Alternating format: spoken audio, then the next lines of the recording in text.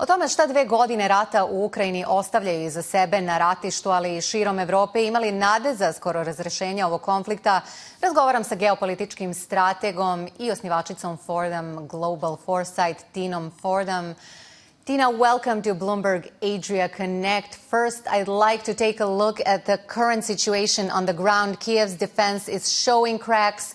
Moscow has been quick to take the opportunity. So do you see two armies going back to the stalemate, or we may be looking at certain decisive moments in this battle?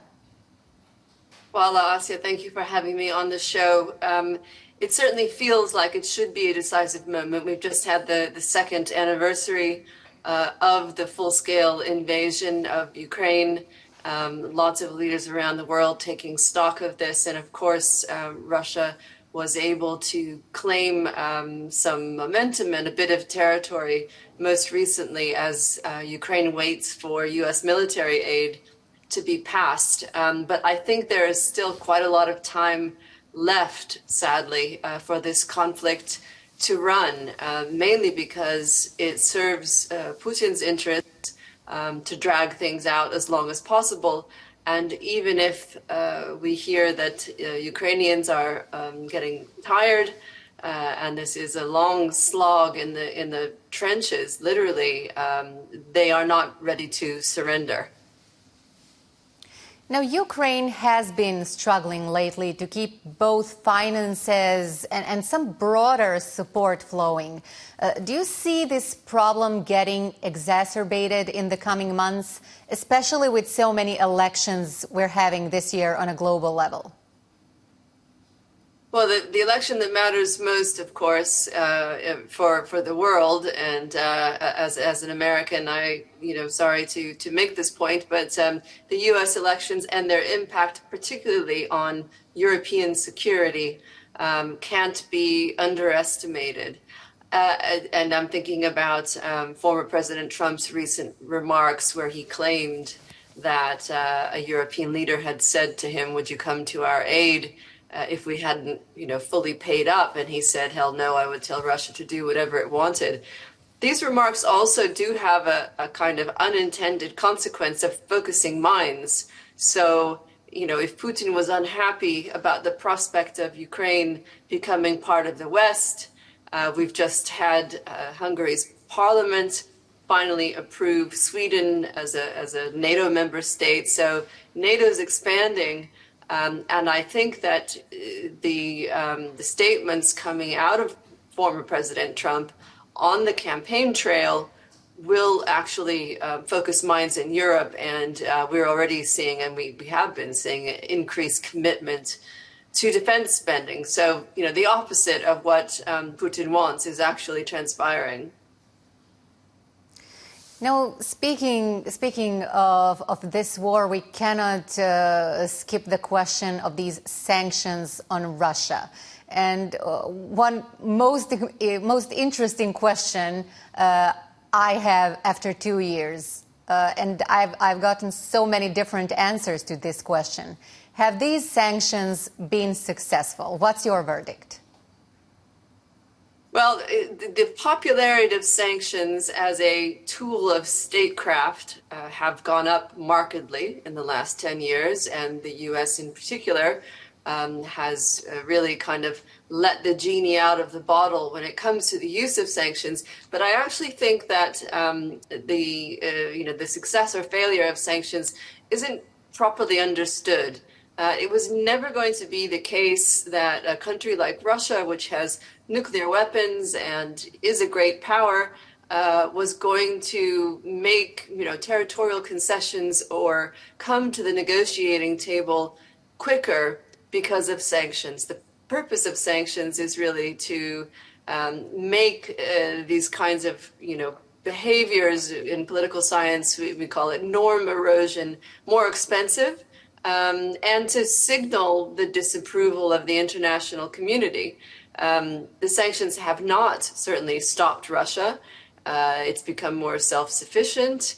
It still has a market for its goods, particularly for energy supplies. And the U.S. hasn't really been able to penalize the countries that are Russia's customers. So the sanctions hurt. but they don't really deter. I'm not sure they can, realistically accomplish much more than that.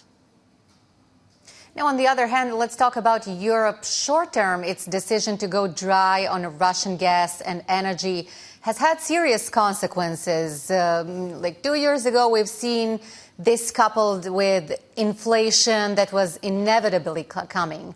Now, things stabilized, but we can argue that it was also a bit due to luck, mild winters, solid LNG reserves. Long term, what's your view on the effect of this war and these sanctions for Europe?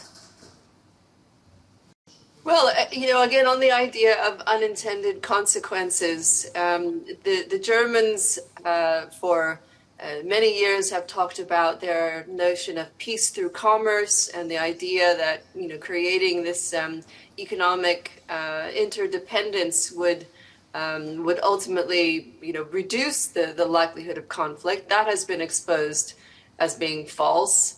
Nord Stream 2, a project that I was always quite skeptical about, but eventually went forward, now not transpiring. And again, the consequence of Russia's full-scale invasion of Ukraine has ended up being cutting it off from its main energy customer. And although it can replace those volumes with India and with China, not yet. So it will be some years before that materializes. In the meantime, you mentioned the estimates about the negative economic impact. Germany has fallen into recession slightly, but in the end, Europe has been able to wean itself off of Russian energy supplies and find alternatives. And finally, where do you see this conflict going? It feels like it has been a quagmire for a while, and in the Middle East, we've seen just how long these can last in Afghanistan, in Iraq. Of course, these are different conflicts, but when they were starting, nobody was expecting them to last for decades. And many see Alexei Navalny's death as Putin's message that he's not interested in compromising or playing nice. So how do you put all this together for the coming months and years? Well, in very stark and pragmatic terms, conflict ends when the cost of engaging becomes unbearable, whether that's the cost in human lives or in treasure or in territory. As mentioned, we haven't got to that point yet, and the toll keeps going up. Wars over territory are extremely difficult to conclude. The possible end game might look something like a North Korea style demilitarized zone, but I think that it's now better appreciated that for Putin, who already had control of Donbass and Donetsk, as well as Crimea, it was never about simply territory. And again, the most likely outcome for Ukraine is that it becomes an EU candidate country and something like a NATO member state, which is really the worst of all possible worlds for Russia. But part of the end game, too, is that it pushes Russia closer to China, to Iran, and to other countries which are committed to challenging the international order, such as it has been. And I have just one more short question. Do you see this war as a beginning or a continuation of this big reshuffling of the world order? Let's call it like that.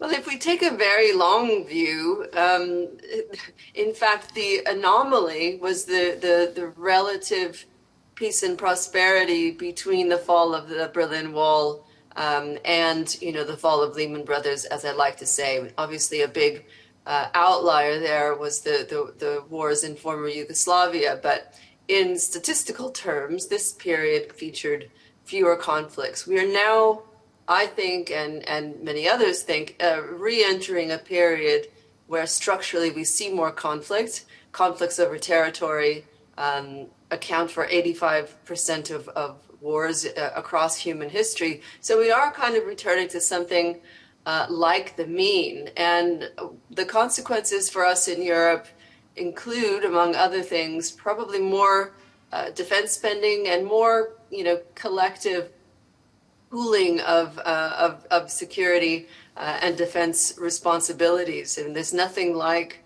an external enemy to bring people together. And I live in post-Brexit Britain, where the expectation by many Brexiteers was that the EU was about to fall apart, and the opposite has really happened. So having this conflict is a reminder for many of us about the value of collective security and cooperation.